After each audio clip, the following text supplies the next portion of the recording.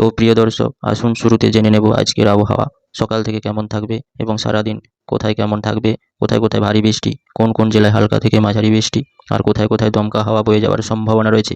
আবারও এক ঘূর্ণাবর্ত ভয়ঙ্কর দুর্যোগপূর্ণ আবহাওয়ার সৃষ্টির সম্ভাবনা জারি করল আবহাওয়া দপ্তর। ফের এক ঘূর্ণাবর্ত সৃষ্টি হয়েছে বঙ্গোপসাগরে। এই তীব্র কনকনে শীতের মাঝে আবারও এক ঘূর্ণাবর্তের সৃষ্টি হয়েছে।